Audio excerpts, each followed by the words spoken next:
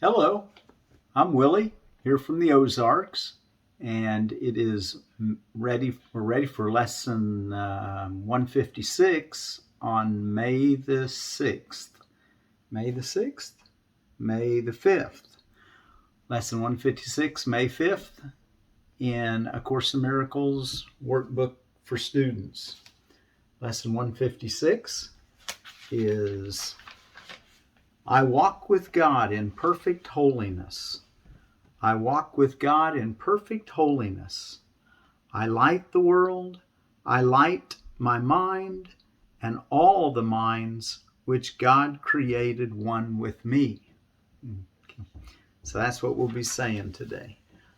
I walk with God in perfect holiness.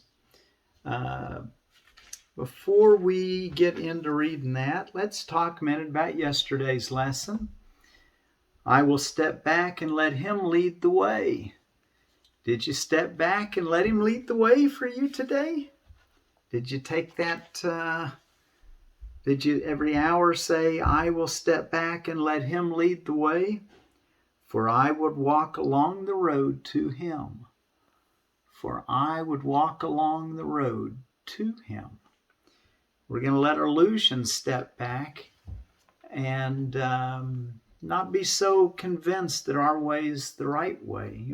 We're going to be kind of more relaxed, more inclined to follow instead of think we know it all. What we're going to do is we're just going to step back and let God lead the way. Did we do that a little better with that encouragement yesterday? And wow, what was the amazing statement?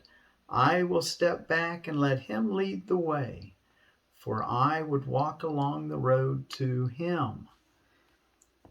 And in that last paragraph yesterday, he said, and now He asks, but that you think of Him a while each day, that He may speak to you. Think of Him a while each day so that He can speak to you and tell you of His love. And that's what He wants to speak about, how much He loves us. Reminding you how great His trust, how great God's trust. It's perfect trust. We're perfectly in God's hands right now. It's time that's the illusion that says that love is not present. So what we want to do is stop and listen. Step back and let Him lead the way. For I would walk along the road to Him. So he says here to, let's start again. And now He asks, but that you think of Him a while each day, that He may speak to you and tell you of His love, reminding you how great His trust, how limitless His love, in your name and His own, which are the same. That always amazed me. We practice gladly with this thought today. I will step back and let Him lead the way, for I would walk along the road to Him. So what we're seeing here, that we're one with God. There's a Bible verse that talks about how no one knows that name that you're going to get. Well, I think it refers to this whole. I mean, I don't know I don't know what John the Revelator was exactly saying. I'm not trying to be an authority on Revelations by any means. I do glean some good things from it, though, when I read stuff that inspires me, whether I'm seeing what's supposed to be seen or not. I take heart, and it talks about that. That in that day, and I thought it was like, when that enlightened day, that day when we're in heaven, which I don't think you have to die to get there, by the way. But when we're in heaven, then it says we're to be given a new name, and I think what the new name is that we are recognition that we are one with God, and that our name is I am that. I am that I am. Anyway, a few things I wanted to talk about yesterday, though. in the second paragraph, the world is an illusion. I mean, I like that. I've got so much underlined, and we've got a little extra time. We got a short lesson today. Let's look at this just a little bit. And I want to go back one more lesson too, and I want to mention something. I'm among the ministers of God, and I am grateful that I have the means by which to recognize that I am free. You know, I just wanted to make sure that y'all thought about that the reason that we're free is because we have tuned ourselves, and I guess that's the word I'm trying to use, to be in harmony with God's will, with his essence, with his all. And when you're in tune with the all, then anything you do, you can do. I mean, anything that you want to do, you're going to be able to do it because you're free to do it because you're in complete harmony. That's why you have freedom when you realize that you're a minister of God, that you're the flower smell that's coming out. I mean, your essence, your energy is the gift of the flower. Think of it that way, that's what you are. You're an angel. I'm among the ministers of God. You're a ministering angel. And I am grateful that I have the means by which to recognize that I am free. Well, you know, it surprised me that he put that in there. It was kind of a mind puzzle, to me, and it made me think, well, I need to think a little deeper. I think that's what, when we find it hard to understand A Course in Miracles, I think that he's made it exactly accurate. But what we have to do is we have to like, hold it. I think he writes it in a way that even though it's exactly accurate, to understand it, you're going to have to like question some of the things that you're holding and look at it from a little different angle. And that one was, I kept thinking, well, you know, I wonder why he says I am free. When he says I'm among the ministers of God and I'm grateful that I have the means by which to recognize that I am free. And then back he said, let us but learn this lesson for today. We will not recognize what we receive until we give it. Okay, so therefore we learned this as ministers of God. We're going to give and we're going to receive. And when we realize that we receive, we're in harmony. And in that harmonics, boy, we can do anything. And is that not the definition of freedom? Anything you desire, because your desires are in tune now. You're part of the one. All right, that's the best way I can say it. Yesterday, let's look here. There is a way of living in the world that is not here, although it seems to be. You do not change appearances, though you smile more frequently. Your forehead is serene and your eyes are quiet. Wow. Now, isn't that some nice things to be said of a person? And the ones who walk the world as you do recognize their own. Yet those who have not yet perceived the way will recognize you also and believe that you are like them as you were before. Okay, so we're going to be living in that vibration where we're in tune. We're not really living in the world, but we're still got our flesh. We're still even affected by some of the illusions. I mean, yeah. And he talks about we're going to get the way, even what to do to learn to rejoice with the seeming illusion that's still affecting us. And it's the rejoicing in it that frees us even further from the illusion. Anyway, the world is an illusion. Those who choose to come to it are seeking for a place where they can be illusions and avoid their own reality. Wow, did we do that? Yet when they find their own reality is even here, then they step back and let it lead the way. What other choice is really theirs to make? To let illusions walk ahead of truth is madness. But to let illusions sink behind the truth and let the truth stand forth as what it is simple sanity. I know we talked about these yesterday and we read it yesterday, but I just want to really point out just a few of these ideas. This is the simple choice we make today. The mad illusion will remain a while in evidence for those to look upon who chose to come and have not yet rejoiced to find they were mistaken in the choice. Whoa, whoa, whoa, whoa. Let's read that again. This is the simple choice we make today. The mad illusion will remain a while in evidence for those to look upon who chose to come and have not rejoiced to find they were mistaken in the choice. So what we want to do is there needs to be a lot of laughter about what we've done. I mean, I think rejoicing and looking at something as humorous in a kind way, in an uplifting way, not in a belittling way, but in, seeing the God, that is so hilarious that I would actually think that I could be separate from God. And now that I'm in this place where I'm waking up from this dream, whoa, is it ever amazing that I would even thought such a thing? And it's got to be divine comedy. So anyway, that's what I see, that we can rejoice. We need to learn to rejoice more. Let's read the sentence one more time. This is the simple choice we make. What's the simple choice? To let illusion walk ahead of truth is madness, but to let illusion sink behind the truth and let the truth stand forth as what it is simple sanity. This is the simple choice we make today. The mad illusion will remain a while in evidence for those to look upon who chose to come and have not yet rejoiced to find they were mistaken in the choice. In other words, we can start recognizing that we've made that choice to separate.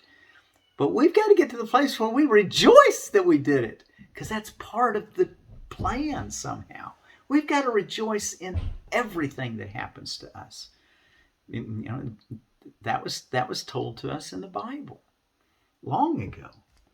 When we weren't doing a very good job, so he gave us another little manuscript to help us along, okay? He said, well, after 2,000 or more years, I guess I better give them some more information, because they definitely need it. All right, let's see. I like this fourth paragraph. If truth demanded they give up the world, it would appear to them as if it asked the sacrifice of something that is real. Okay, remember, we're only giving up what is not real. Many have chosen to renounce the world while still believing its reality. Okay, and they have suffered from a sense of loss and have not been released accordingly. Okay, they were feeling that sense of loss, and because they were feeling that sense of loss, they didn't get their release, because the release would give them complete freedom. Well, that sense of loss kept them bound, but they kept working at it. Well, that was one path. I would call that the path of the ascetic. The ascetic. And the renunciate, the person that is a renunciate in an extreme way. But the one that has said, no, I'm not going to take any worldly goods. He puts everything away. He wants everything to be sacrificed to God. I mean, his motive is right. And we bless him for trying. We want to give him an easy way now. Let's let it make it work. And here's what he says.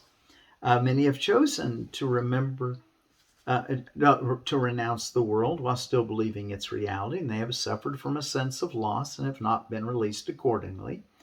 Others have chosen nothing but the world, and they've suffered from a sense of loss still deeper, which they did not understand. Okay, and then that's the other side of those that are basically living with what would you call that? Unbridled sensual pleasure. There's names for it. I said hedonism yesterday, but whatever the word is, that means that you just whatever you want, you do it. I mean, you don't think about next minute. You just gratification. Well, between those two extremes, there's a middle path.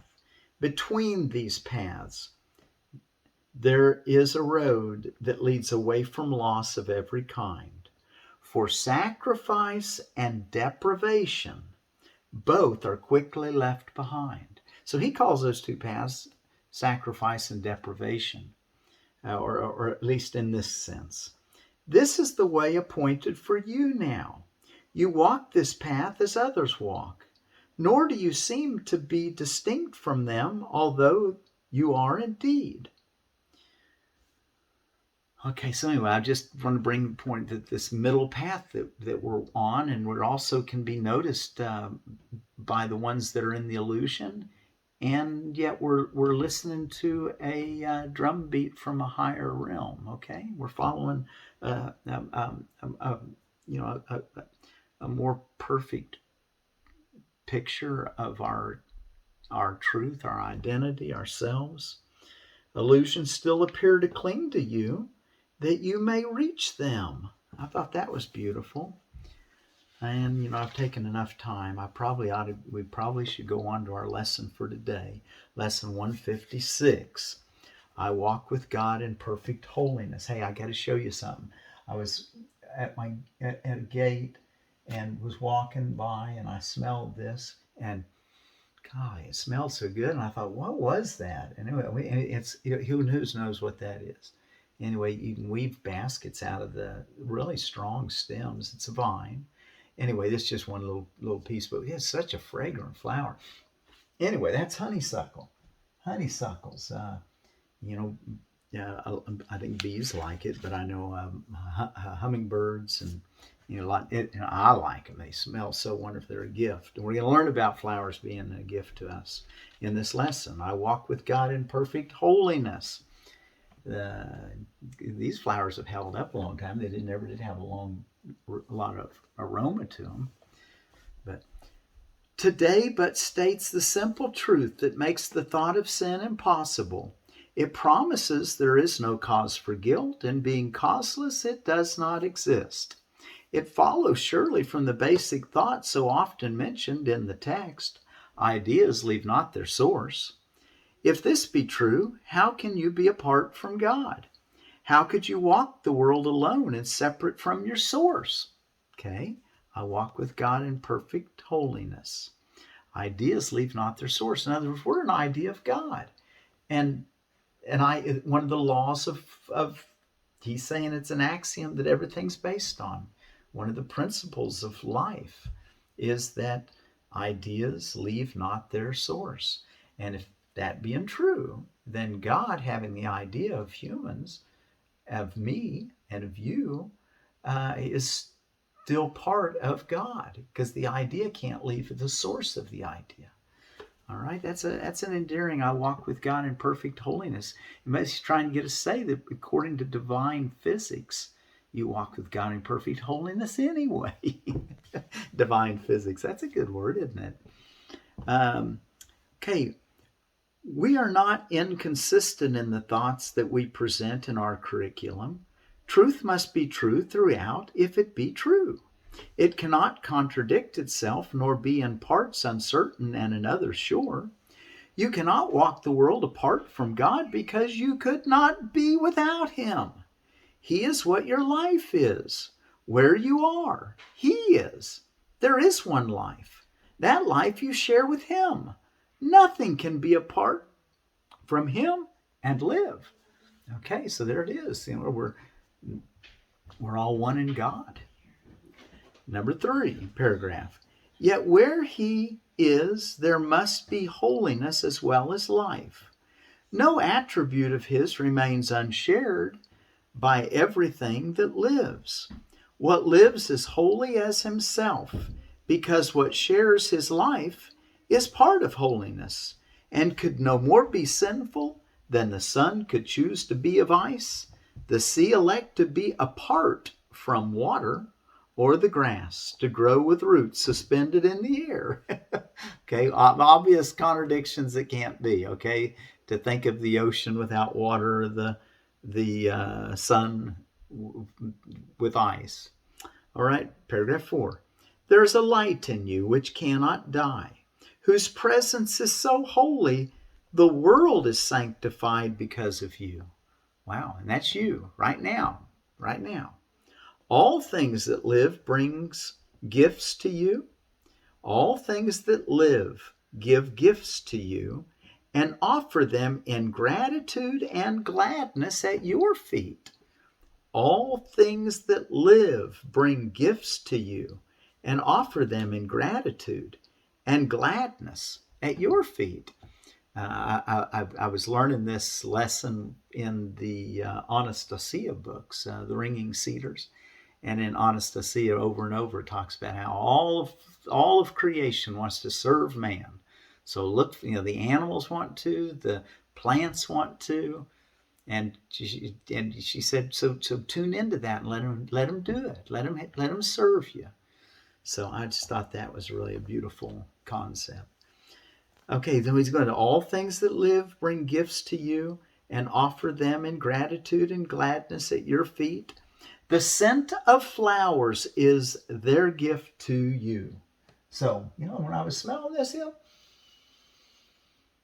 wow, that honeysuckle does smell good. Such a little flower. I mean, it's not really bright and noticeable, but boy, is it ever fragrant.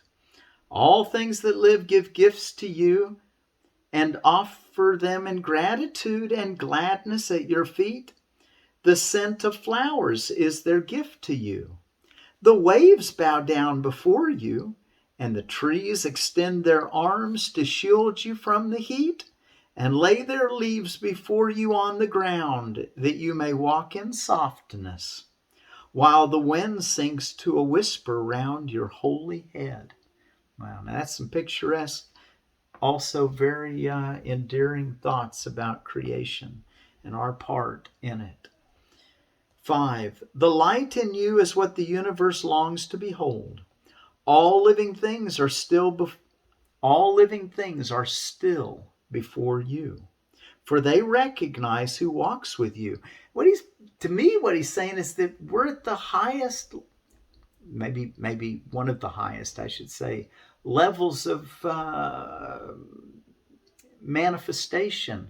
We've got a lot of different parts of us that are all individualized cells working in harmony, creating this thing called a human that can actually walk around. We're plants that can walk, in a sense. We eat the plants. We need the plants to survive, and now we get to walk around like the buffalo and all the other animals. But there's a certain maybe mastery that we've attained as humans. At least we seem to have a large cranium or a large ability to think, is what I really meant to say. And yet we're sure not using our thinking to make a better world a lot of times, are we? We're gonna have to get on the ball so we don't pollute our nests. The light in you is what the universe longs to behold. All living things are still before you, for they recognize who walks with you. The light you carry is their own, and thus they see in you their holiness, saluting you as Savior and as God. Wow. Accept their reverence, for it is due to holiness itself, which walks with you, transforming in its gentle light all things into its likeness and its purity. Wow. So, he wants us to accept our holiness as being what we were created in the image of God to be. What God is, we are. And we need to now demonstrate our goodness, our godness, our love, our kindness, our peace, our joy, our appreciation, our gratitude.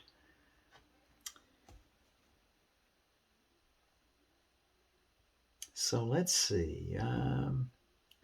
Let's go back. Accept their reverence, for it is due to holiness itself, which walks with you, transforming in its gentle light all things into its likeness and its purity.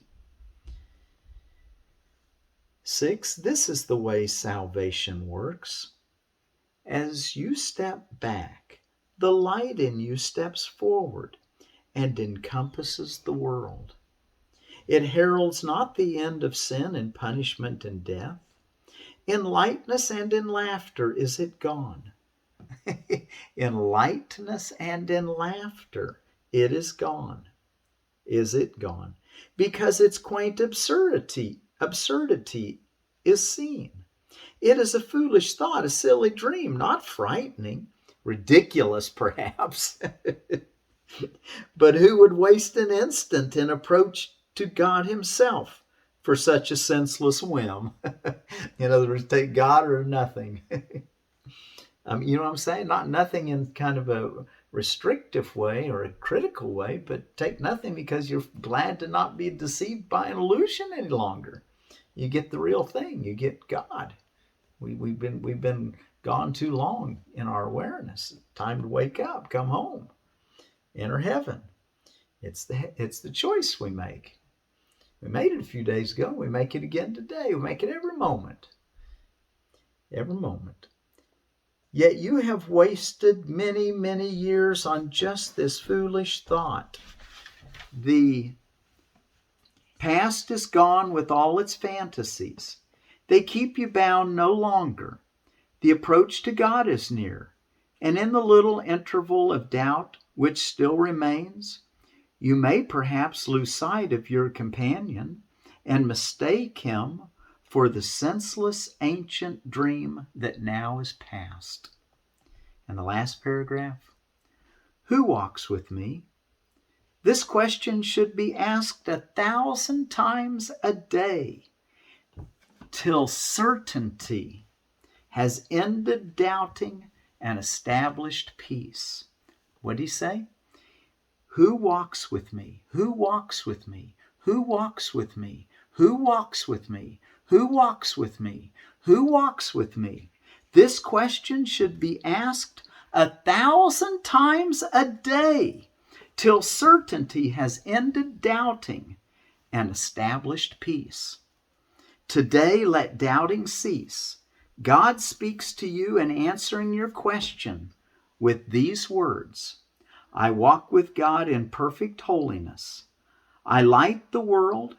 I light my mind and all the minds which God created one with me. I walk the world in perfect holiness. I light the world. I light my mind and all the minds which God created one with me. So be sure to ask that question as often as you need to till you finally reach certainty and peace of mind. Who walks with me? Who walks with me? And then tell yourself often today, every hour, remind yourself. Put it down on a card and read it to yourself through the day, if you need to. But say, I walk with God in perfect holiness. I light the world. I light my mind and all the minds which God created one with me.